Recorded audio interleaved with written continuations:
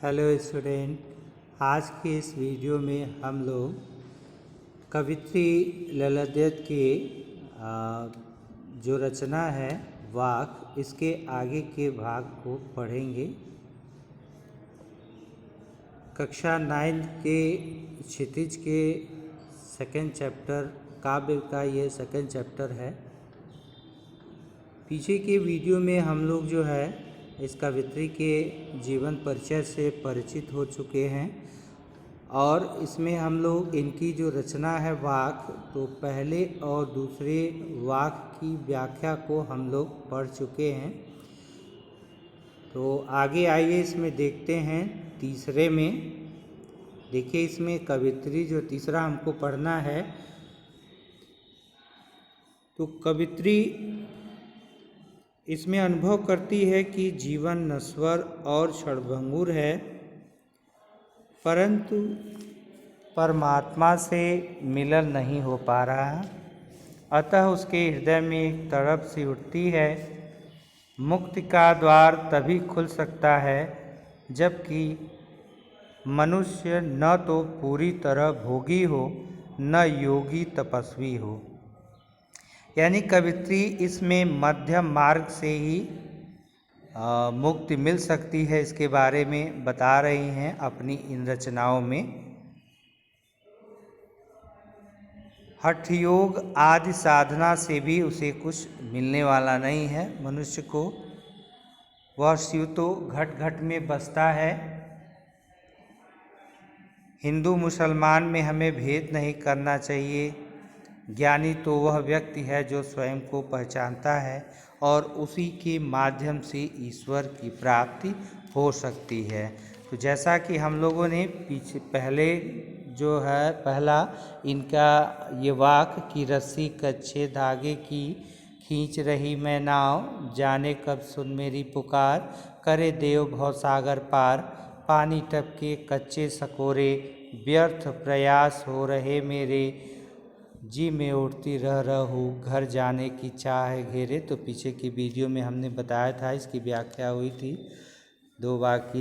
देखिए इसमें पहले वाले में इनके कहने का आशय ये है कि कच्चे धागे से बनी रस्सी पर पानी की एक एक बूंद नित्य गिर रही है, अर्थात समय बीतता जा रहा है, मृत्यु समीप आती जा रही है और प्रभु मिलन के जो सारे प्रयास हैं वो व्यर्थ हो रहे हैं। तो अब कवित्री के हृदय में रह रहकर एक तड़प उठती है कि कब मैं अपने प्रभु से मिलूंगी और मैं अपने घर अर्थात परमात्मा के लोक में जाना चाहती हूँ। तो ये तो पहले वाक्य की व्याख्या। दूसरे की कि खा खा कर कुछ पाएगा नहीं, न खाकर बनेगा अहंकारी, सम खा तभी होगा संभावी, खुलेगी सांकल बंद द्वार की।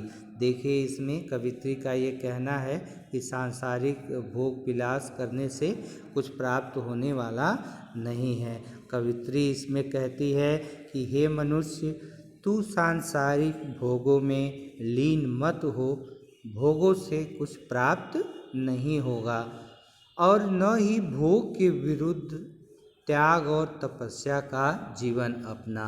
और न ही देखिए इधर भोग और विलास यानी सांसारिक मोह माया को त्यागने की बात भी कवित्री नहीं कह रही है, यानी न तो उसमें लिप्त होने की बात कह रही है और न ही उससे दूर जाने की बात कर रही है।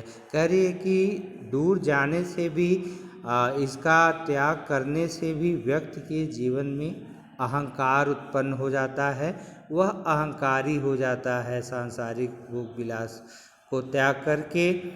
तो इससे भी कुछ प्राप्त होने वाला नहीं है। इसलिए कवित्री कहती है कि सम खा तभी होगा संभावी, यानी तू भोग और त्याग के मध्य जी, सम खा यानी समान अवस्था में जीवन व्यतीत कर और तभी होगा समभावी, और इंद्रियों पर उचित संयम रख, तभी तू सुख दुख और भोग त्याग के बीच समान भाव से रहना सीखेगा। इसी सममनोदशा में यानी इसी समान अवस्था की स्थिति में रह करके ईश्वर की प्राप्ति हो सकती है और ईश्वर प्राप्ति के बंद द्वार खुल सकते हैं और प्रभु से मिलन हो सकता है।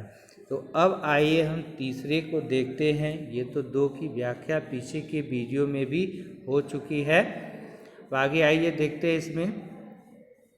तीसरे में कह रहे कि आई सीधी राह से गई न सीधी राह, सुसुम सेतु पर खड़ी थी बीत गया दिन आह, जेब टटोली कौड़ी न पाई मांझी को दूं क्या उतराई। अब देखिए इस पे करें कि आई सीधी राह से गई न सीधी राह। इसमें कवित्री का कहने का क्या आशय है? इसमें कवित्री के कहने का ये आशय है कि हमारा जन्म तो हुआ था, ईश्वर ने हमें संसार में भेजा था, जन्म दिया था कि हम अच्छे कर्म करें, सभी लोगों के साथ अच्छा व्यवहार करें, हमारे अच्छे कर्म हों। पर गई न सीधी राह, परंतु मैं उस ईश्वर के बताए रास्ते पर नहीं चली, मैं उल्टी रास्ते पर चल पड़ी।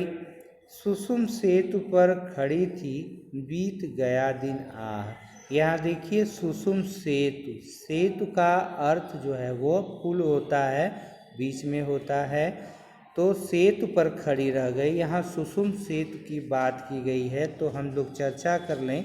सुसुम, देखिए सुसुम ये सुषुम्ना नाड़ी की बात की गई है।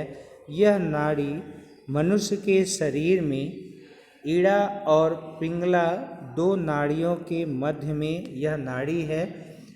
ऐसा माना जाता है कि सुषुम्ना नाड़ी को ही साधक जो है साधने का प्रयास करते हैं, यानी जीवन भर जो है सुषुम्ना नाड़ी को साधने के प्रयास में यह कवित्री पड़ी रही। और बीत गया दिन आह, बीत गया दिन आह यानी पूरा दिन बीत गया। तो यहाँ पूरा दिन का आशय जो है वह उसके पूरे जीवन से है। और जेब टटोली कौड़ी न पाई मांझी को दूं क्या उतराई।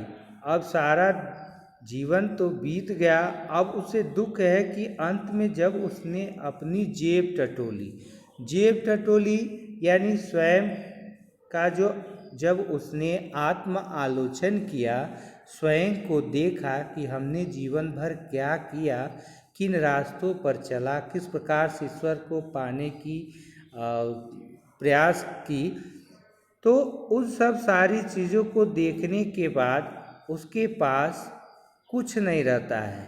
किस रूप में? अच्छे कर्मों के रूप में उसके पास कोई कर्म नहीं होता। वही वो करे कि जेब टटोली कौड़ी न पाई मांझी को दूं क्या उतराई। यहाँ मांझी का अर्थ जो है वह ईश्वर से है, जो सांसारिक मोह माया से मुक्ति दिलाता है, इस भवसागर से पार उतारता है, उसको यहाँ पर मांझी कहा जा रहा है। जैसे मांझी जो है नदी से जो है एक किनारे पर ले जाता है, वैसे ही इस भवसागर से जो है ईश्वर मुक्ति दिलाते हैं, पार ले जाते हैं। और उसके बदले में कह रहे कि दूं क्या उतराई, यानी अब ईश्वर को उतराई क्या दूं। जो ईश्वर ने भवसागर से पार उतारा है, तो उस ईश्वर को उतराई के रूप में मैं क्या दूं। यानी कहने का आशय ये है कि कवित्री के पास ईश्वर को देने के लिए अच्छे कर्मों के रूप में कुछ नहीं है। तो देख लें इसका ऐसा एक बार फिर।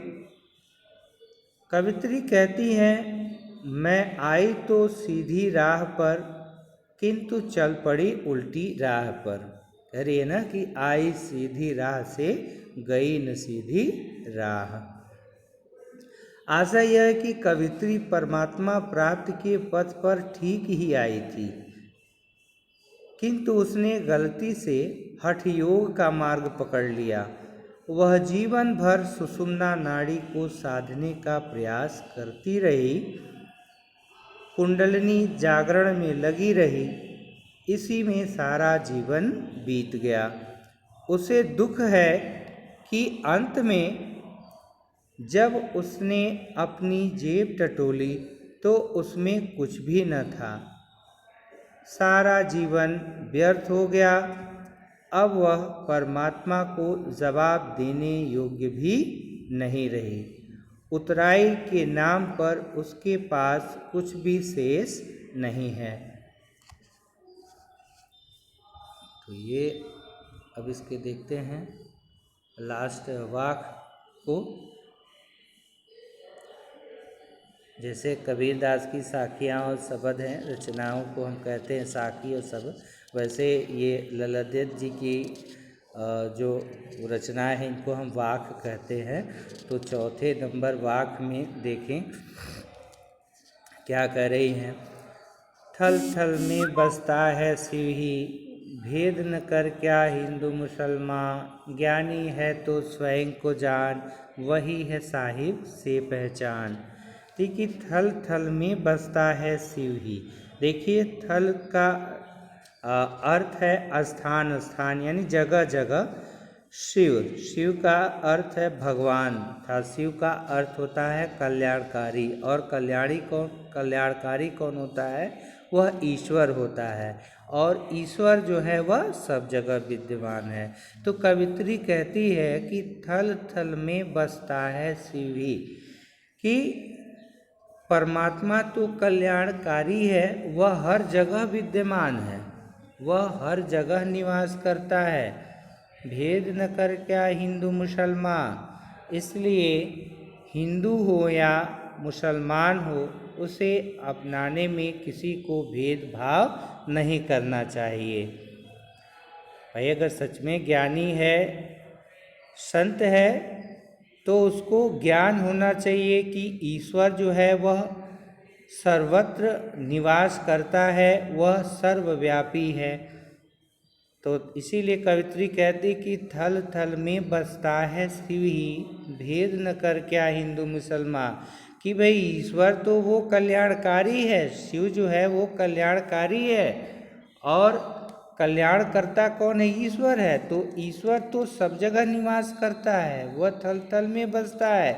तो हमें हिंदू क्या मुस्लिम क्या इसमें भेद विभेद नहीं करना चाहिए। क्या हिंदू क्या मुसलमान, वो तो सबके अंदर निवास करता है। अरे ज्ञानी है तो स्वयं को जान, वही है साहिब से पहचान। किसी के साथ भेदभाव नहीं करना चाहिए। कवित्री ज्ञानी मनुष्य को संबोधित करके कहती है कि हे ज्ञानी, अगर वास्तव में तू सच्चा ज्ञानी है, सच्चा भक्त है, सच्चा संत है, तो पहले स्वयं को जान और स्वयं को पहचान, अपने आत्म रूप को पहचान। आत्मा से ही परमात्मा को जाना जा सकता है, यानी आत्मज्ञान ही परमात्म ज्ञान है। आत्मा को जान लेना ही परमात्मा को जान लेना है। आत्मा का साक्षात्कार ही परमात्मा का साक्षात्कार है। तो इस प्रकार इस वाक्य में जो है उन्होंने बाह्याडंबरों का विरोध किया और ईश्वर को सर्वव्यापी बताया, और अपने को जो है जीवन जो है उनका व्यर्थ हुआ, क्योंकि व्यर्थ में वह इधर उधर के चक्कर में पड़ी रहीं, हठ योग में पड़ी रहीं, बाह्याडंबर करती रहीं, धार्मिक कार्य करती रहीं, लेकिन उन्हें ईश्वर की प्राप्ति नहीं हुई और वह जीवन भर सुषुम्ना नाड़ी को साधने के प्रयास में पड़ी रहीं। इसलिए उन्हें ईश्वर की प्राप्ति नहीं हुई, और अंत में जब ईश्वर ने उनको भवसागर से पार उतारा तो उनको उस ईश्वर को पार उतारने के बदले देने के लिए कुछ नहीं था। वो कुछ का मतलब पैसे से नहीं है, वो अच्छे कर्मों से है, कि अच्छे कर्मों के रूप में उनके पास ईश्वर को बताने के लिए कुछ नहीं था। स्टूडेंट आज के वीडियो में इतना ही। आगे के भाग को लेकर के हम फिर अगले वीडियो में उपस्थित होंगे। तब तक के लिए student take care, bye bye.